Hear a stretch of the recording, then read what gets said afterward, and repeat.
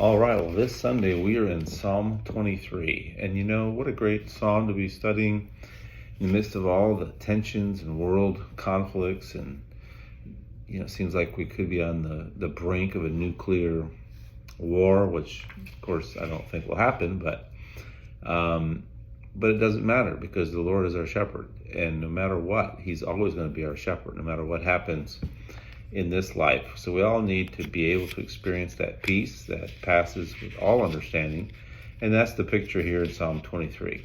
It's easy to become so familiar. We are so familiar with this psalm that we don't really appreciate it and appreciate its depth. Consider just the first verse.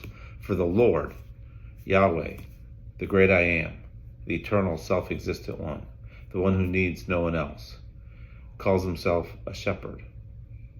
A shepherd was the lowliest type of occupation on the social ladder in the ancient times.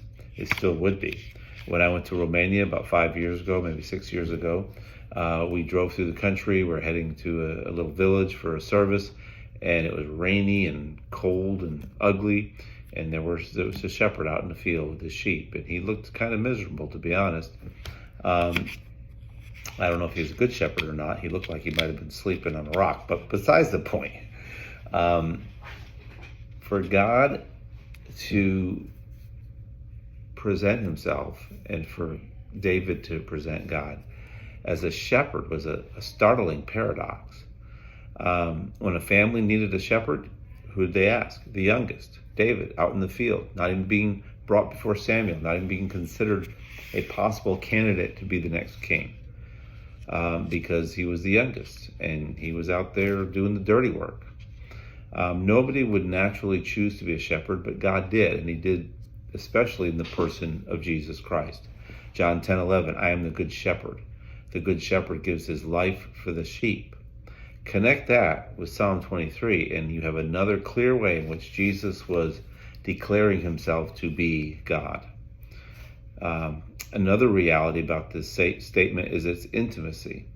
The idea of God being a shepherd is a much more intimate type of metaphor than God as our rock or our fortress. Verse 1 and 2, I shall not lack, or I shall not want, which means to lack. He makes me to lie down in green pastures. I want to share a quote from A Shepherd Looks at Psalm 23 by Philip Keller. If you've never read that book, you might want to check that out. He says, sheep do not lie down and rest easily. In fact, it is almost impossible for them to be made to lie down unless 4 requirements are met.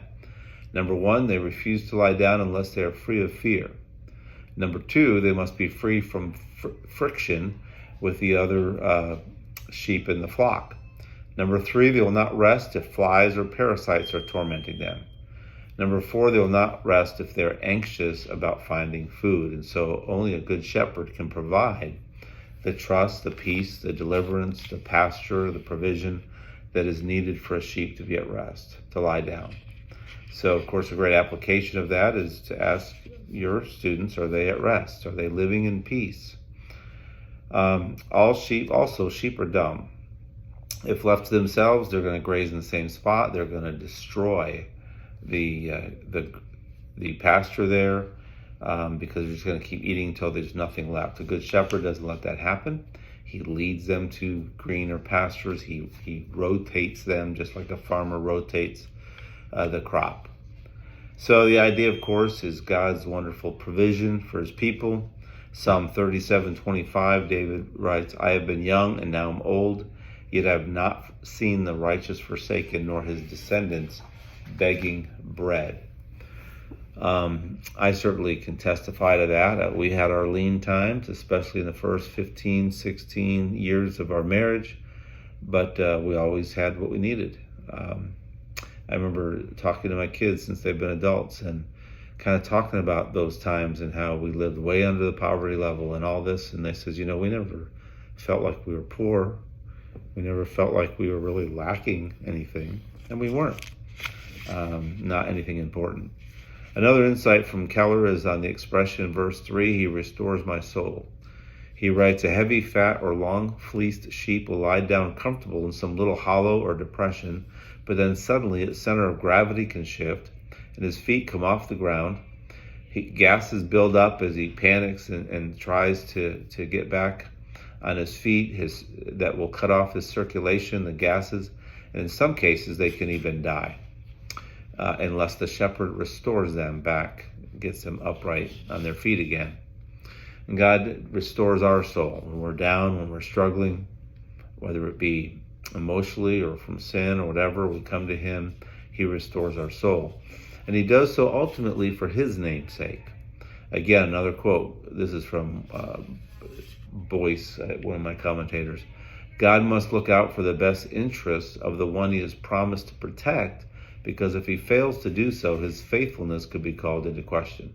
So God's name is always at stake. He loves us. He cares about us and he's motivated by his love, but he also does these things for his name's sake.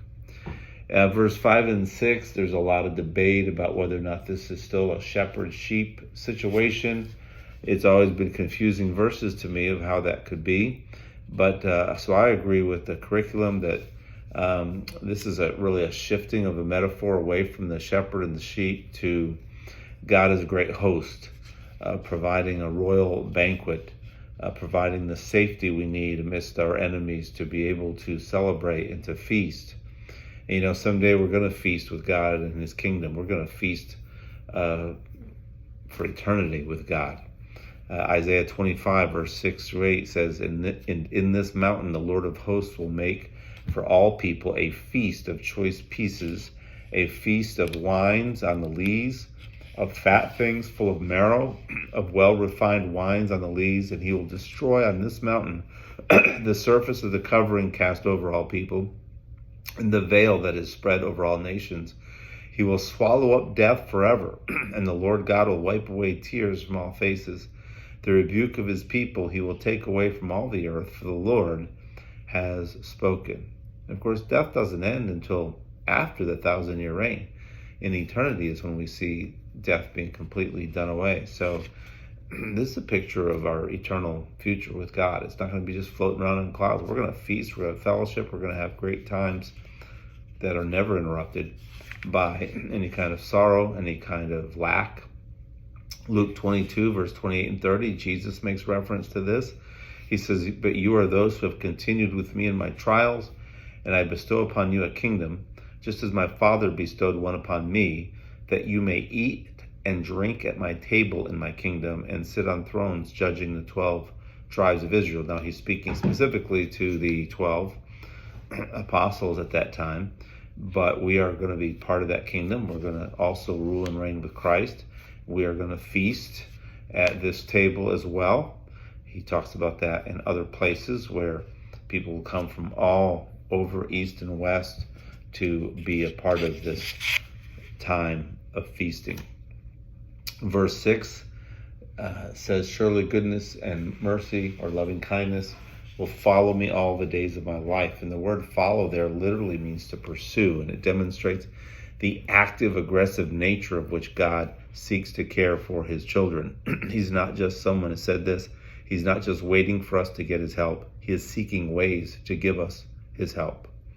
Just like we read in 2 Chronicles 16:9, for the eyes of the Lord run to and fro throughout the whole earth to show himself strong on behalf of those whose heart is loyal to him. So I hope this can help you out as you study Psalm 23. The curriculum suggests, as people are coming into class, perhaps you play Shane and Shane's a musical rendition of Psalm 23. It is an awesome arrangement, and I think that would be a great thing to do. We'll see you on Sunday.